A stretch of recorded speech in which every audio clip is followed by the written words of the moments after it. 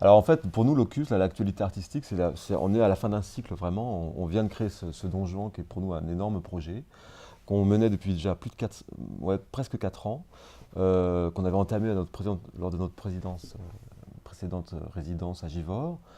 Et voilà, donc voilà, on vient de faire ça cette année.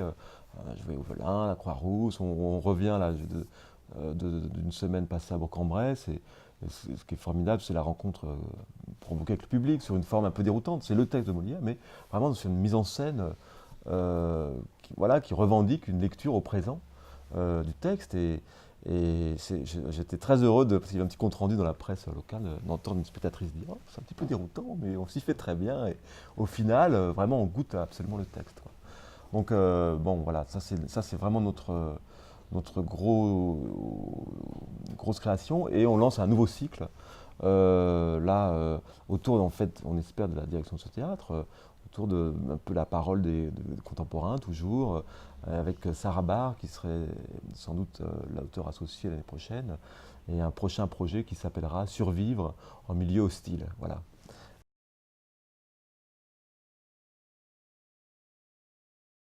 Alors, ben voilà, le théâtre renaît un peu, et donc évidemment qu'il est pour nous primordial de retisser des liens avec voilà, tous nos partenaires. Donc en premier lieu, on travaille beaucoup avec le Velin, puisqu'on a des projets comme ça très complémentaires, euh, sur sur le même territoire de la Capie, hein. Voilà, on est très en lien. Et puis avec les abattoirs, en effet, avec José, on s'est rencontrés pour évidemment imaginer aussi peut-être une nouvelle édition de ces féeries en collaboration. C'est une partie musicale importante.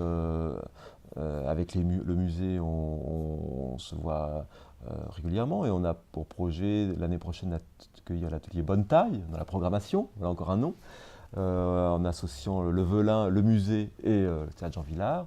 Voilà, il y a encore Jaspire à Saint-Jean-de-Bournay, là, puisque au Féerie, on va accueillir Harold Martinez, protéger Jaspire, mais un chanteur en même temps formidable, avec une intensité tout à fait étonnante.